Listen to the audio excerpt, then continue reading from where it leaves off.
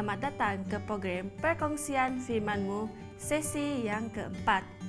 Kami akan bersama dengan Anda pada jam 7.30 malam mulai 23 hingga 29 Ogos tahun 2020. Saya, Helena Vera Othman, akan memimpin di dalam Perkongsian Firman-Mu tahun 2020. Daripada ketakutan, kita bangkit dengan keberanian yang membawa kita kepada kehidupan yang lebih baik dan lebih dekat kepada Tuhan.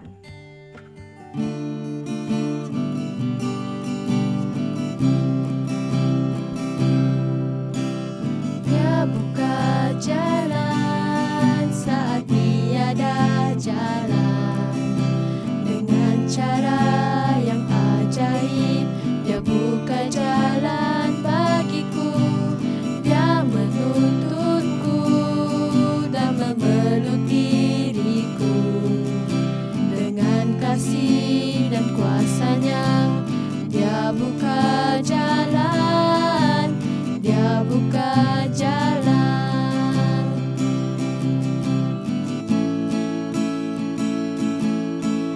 Dia buka jalan saat tiada jalan, dengan cara yang ajaib. Dia buka jalan bagiku, Dia menuntunku dan memeluk diriku. Dengan kasih dan kuasa-Nya, Dia buka jalan, Dia buka jalan. Di belantara Dia tetap menuntunku. Sungai turun ku temui,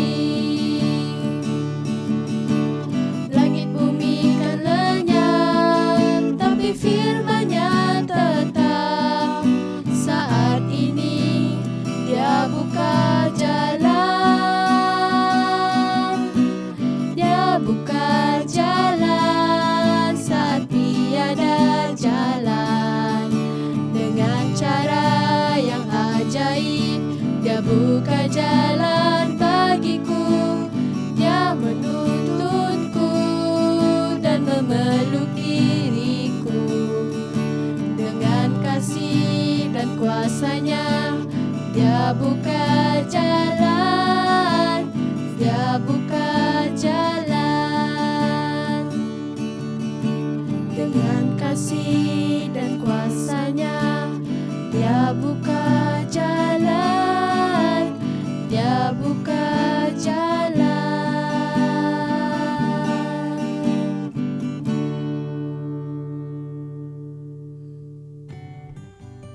Mari kita berdoa. Bapa kami yang berada di kerajaan syurga, kami mengucap syukur dan terima kasih kerana dapat berkumpul. Berkatilah pengkhotbah dan pendengar agar firman-Mu ini dapat menjadi pedoman dalam kehidupan kami. Dalam nama Yesus kami berdoa. Amin.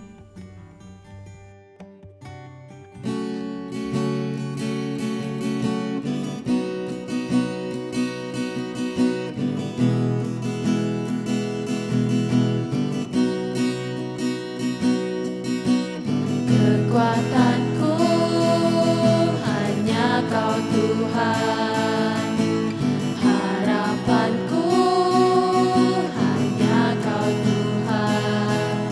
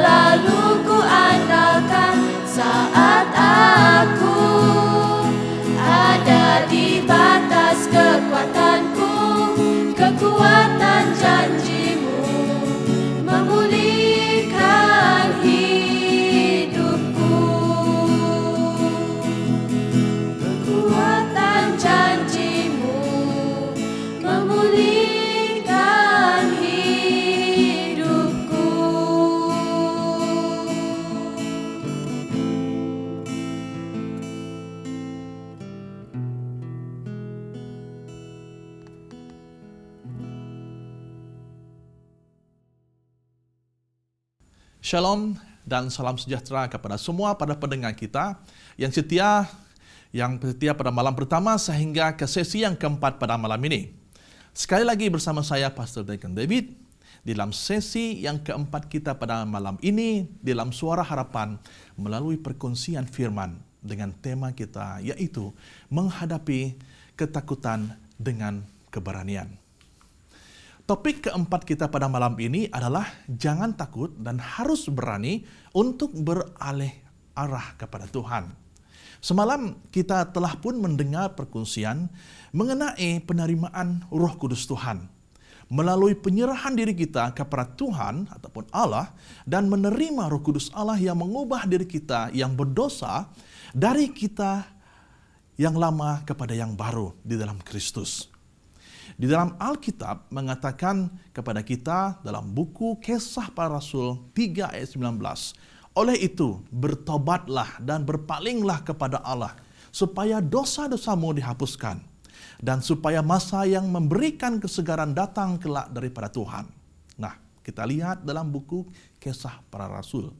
Pertobatan membawa kita kepada Allah untuk penghapusan dosa. Dan karena itulah kita sentiasa berpaling kepada Allah setiap masa dalam hidup kita. Di dalam Alkitab juga terdapat banyak amaran untuk menolong kita mengharungi kehidupan yang betul di sisi Tuhan. Dan kita juga melihat alangkah pentingnya kita memerhati serta mengikuti amaran-amaran yang terkandung dalam buku Alkitab. Ramai di antara kita tidak menghiraukan amaran Alkitab dan akhirnya terpaksa menanggung kebodohan diri sendiri. Amaran pertama daripada Allah dalam Alkitab diturunkan kepada Adam dan Hawa di Taman Eden. Malangnya mereka mengingkari amaran Allah dan terjerumus ke dalam dosa. Setelah mengingkari amaran Allah, maka kita akan menanggung segala dosa dan kesukaran yang datang juga kepada kita. Amaran daripada Allah bukan untuk mengongkong ataupun menghadkan kebebasan kita secara pribadi, tetapi untuk kebaikan kita. Yesus sendiri memberi amaran kepada pengikut-pengikutnya tentang dosa dan juga kejahatan. Dia berkata dalam buku Lukas 12 ayat yang ke-15, Yesus terus menambah, ingatlah baik-baik supaya menjaga diri daripada segala ketamakan, karena kehidupan manusia tidak bergantung pada harta kekayaan yang dimiliki. Nah, Yesus juga memberi amaran tentang ajaran palsu serta golongan munafik di kalangan tokoh-tokoh iman. Awas, jangan terpedaya oleh sesiapapun. Ramai orang akan datang dengan namaku dan berkata, akulah dia. Masanya sudah tiba. Janganlah kamu ikut mereka. Lukas 21 ayat yang ke-8.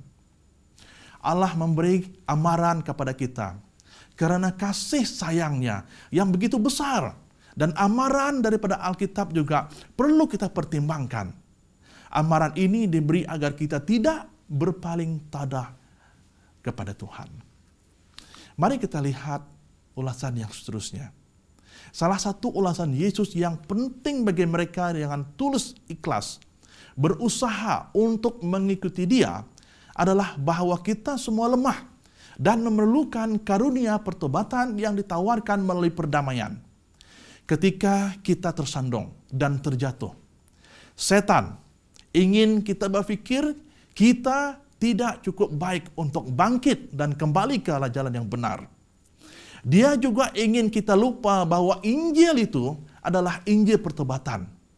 Namun, kita tahu bahwa kasih karunia Kristus adalah nyata, yang memberikan baik pengampunan maupun pembersihan bagi pendosa dan juga yang bertobat. Pertobatan berarti kita berubah arah dan meletakkan kepercayaan kita kepada Tuhan. Jadi, kita melihat kisah yang terdapat dalam Alkitab di mana Yesus bersama dengan anak muridnya pada suatu kesempatan setelah orang banyak menolak untuk berjalan jauh lagi dengan dia. Yesus bertanya kepada 12 rasul. Apakah kamu tidak mau pergi juga? Jawab Petrus, Tuhan, kepada siapakah kami akan pergi? Perkataanmu adalah perkataan yang hidup. Dalam buku Yohanes 6 ayat 67 hingga yang ke-68. Anda dapat menemukan perkataan hidup yang kekal. Juru selamat dalam tulisan suci. Ajaran-ajaran dari para nabi yang hidup dan bisikan-bisikan Roh Kudus. Itu menawarkan landasan bagi kebahagiaan dalam kehidupan ini dan kehidupan yang kekal di dunia yang akan datang. Dan itu membimbing kita dengan aman kembali kepada Bapa Surgawi kita serta Juru Selamat kita. Kadangkala kehidupan kita manusia juga selalu berpaling daripada Tuhan. Kadangkala kehidupan kita juga kita merasa leka, letih, merungut apabila kita mengikuti Allah kita. Salah satu daripada penyebabnya adalah percobaan setan yang menyebabkan kita berdosa dan leka, lalu seterusnya berpaling daripada Allah. Sebagai umat Kristen, kita perlu mengelakkan dosa, tetapi hal ini agak mencabar karena kita adalah insan yang berdosa. Walaupun kita secara aktif coba mengelakkan diri daripada melakukan perkara dosa, kita masih terjerumus di dalam dosa. Karena fitrah kita manusia. Allah kita Allah yang kudus. Jadi dia tidak akan bertoleransi dengan dosa. Dan dosa kita mengasingkan diri kita daripadanya. Dosa Anda dan saya telah menjadi satu halangan untuk bersahabat dengan Allah. Yesaya 59 ayat kedua mengatakan kepada kita, menyatakan bahwa tetapi kesalahanmu telah menjadi pemisah antara kamu dan Allahmu. Dan dosa-dosamu membuat dia menyembunyikan diri daripadamu sehingga dia tidak dapat mendengar. Akibat dosa harus memberi kesedaran supaya kita tidak bertoleransi ataupun memberi peluang kepada dosa dalam kehidupan masing-masing. Ini berarti kita disarankan agar berubah. Tetapi kita manusia agak susah untuk berubah dan beralih arah kepada Allah. Allah tidak pernah berubah, walau sekalipun. Tetapi yang berubah adalah kita manusia. Kita dapat berubah dan beralih arah kepada Tuhan hanya dengan beberapa tip yang harus kita ketahui. Perkara pertama yang harus kita lakukan untuk beralih arah kepada Allah adalah, yaitu kita harus menjadi seperti kanak-kanak. Matius 18 ayat yang ketiga. Yesus pun berkata, sesungguhnya aku berkata kepadamu, kecuali kamu menjadi seperti kanak-kanak kecil, kamu tidak akan masuk dalam kerajaan surga. Nah, iman kita kepada Yesus haruslah seperti iman seorang anak yang percaya. Yang kedua, yaitu menjadi baru. 2 Korintius 5 ayat ke-17 mengatakan, sesiapa yang ada dalam Kristus adalah ciptaan baru. Hal-hal lama telah lenyap dan segala-galanya baru. Yang ketiga, memperbaharui minda dan pikiran. Roma 12 ayat yang kedua. Janganlah ikut cara dunia, sebaliknya berubahlah menurut pembaharuan pikiranmu. Dengan demikian, kamu dapat memastikan apa kehendak Allah itu, apa yang baik, yang diredainya, dan yang sempurna. Yang keempat adalah pertobatan. Dalam buku Matius 4 ayat 17 mengatakan, Yesus pun mula menyampaikan pekabarannya, bertobatlah karena kerajaan surga hampir tiba. Tetapi janganlah kita berpaling tadah terhadap Allah kita. Berpaling tadah merujuk kepada perbuatan kembali ke cara hidup kita yang lama, secara rohani dan moral. Apabila seorang yang percaya berpaling tadah, dia sudah kembali ke keadaan yang kurang memuaskan. Mungkin dia tersungkur ataupun secara tidak sengaja, ataupun dalam hal mengabaikan saat teduh dengan Yesus, membaca Alkitab dan fokus terhadap Allah. Kadangkala seorang Kristen berdosa secara sengaja. Ini berarti kadangkala kehidupan kita disengajakan melakukan dosa ataupun tidak. Cara kehidupan sebegini boleh membawa kecelakaan dan menghina nama Allah. Namun demikian, terdapat berita baik untuk kita yang telah berpaling tadah. Allah tidak melaknat atau mengutuk kita, tetapi terus mencurahkan kasih sayang, sentiasa bersedia mengampuni dosanya. Langkah yang paling penting bagi seorang yang telah berpaling tadah boleh diambil adalah untuk kembali ke pangkuan Yesus Kristus secara pribadi yang mengalahkan maut dosa oleh karena kasih-Nya yang besar.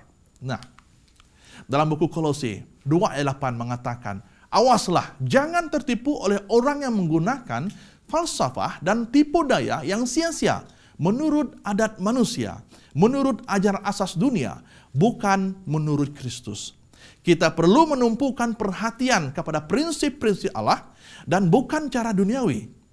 Rasul Petrus memberi nasihat penting kepada semua kita yang percaya. Saudara-saudara yang kukasihi, oleh sebab kamu telah mengetahui hal ini, berjaga-jagalah. Jangan tergelincir daripada pendirianmu yang teguh akibat disesatkan oleh orang-orang yang durjana. Hendaklah kamu semakin kukuh dalam kasih kurnia Tuhan dan penyelamat kita, Yesus Kristus, dan semakin mengenalnya. Baginya kemuliaan sekarang dan selama-lamanya. Amin. 2 Petrus 3 ayat 17 hingga 18. Kita diseru untuk memakai senjata Allah yang penuh untuk melindungi diri daripada serangan musuh yang sentiasa menentang Yesus dan misinya. Inilah sebabnya kita harus beralih arah kepada Allah, agar apa yang kita percaya selama ini menjadi kekuatan kepada kita dan terus kukuhkan iman kita pada Tuhan Allah kita. Saudara dan saudari yang dikasihi sekalian, adalah perlu bagi kita untuk beralih arah kepada Tuhan, yaitu agar kita tidak terpesong oleh ajaran-ajaran yang menyesatkan kita. Dan begitu juga apabila kita berpaling tadah, fikirkanlah untuk kembali kepada Tuhan Yesus kita. Kisah Rasul 3 ayat 19. Oleh itu bertaubatlah dan berpalinglah kepada Allah supaya dosa-dosamu dihapuskan dan supaya masa yang memberikan kesegaran datang kelak daripada Tuhan. Ayat ini mengingatkan kita agar kita sentiasa kembali ke jalan Allah apabila kita merasakan diri kita jauh daripada Allah. Sekali lagi, pada malam ini saya menyeru semua kita agar kita harus berani dan jangan takut untuk beralih arah kepada Allah walaupun kita melakukan kesalahan dan dosa dalam hidup kita. Tuhan memberikan kita peluang untuk beralih arah kepadanya dengan secepat yang mungkin. Semoga Tuhan memberkati semua. Selamat malam, dan kita akan kembali pada malam besok di waktu dan saluran yang sama. Amin.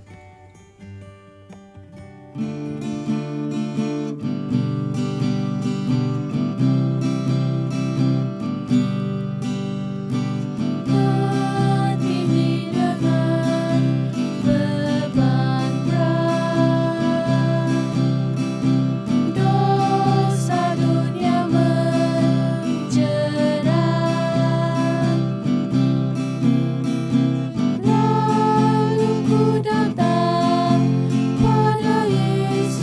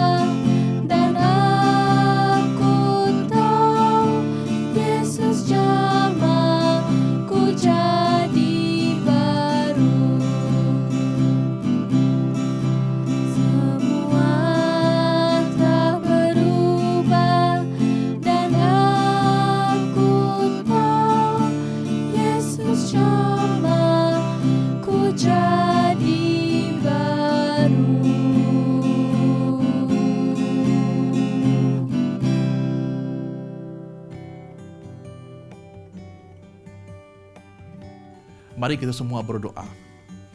Allah Bapa kami yang bertata di kerajaan surga, pada malam ini kami mohon agar Roh Kudus Tuhan bekerja di setiap hati pada pendengar kami, agar apa yang kami dengar tadi sebenarnya memberikan kami inspirasi untuk beralih arah kepada Tuhan, agar kami sentiasa menemui Tuhan dan agar kami sentiasa bersama dengan Tuhan, agar kami tidak berpaling tadah dan tidak menyimpang daripada Tuhan, karena kami amat memerlukan Tuhan dalam kehidupan kami.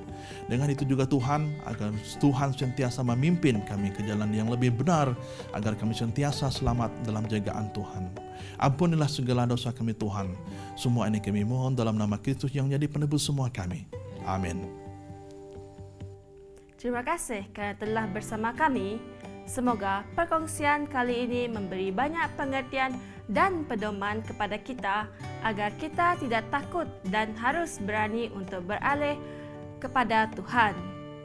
Sesiapa yang ingin membuat permohonan doa atau ingin mendapatkan buku pengharapan hari esok Hope Beyond Tomorrow ini, sila berikan komen anda dalam ruangan komen di bawah. Sekian, terima kasih. Shalom dan Tuhan memberkati.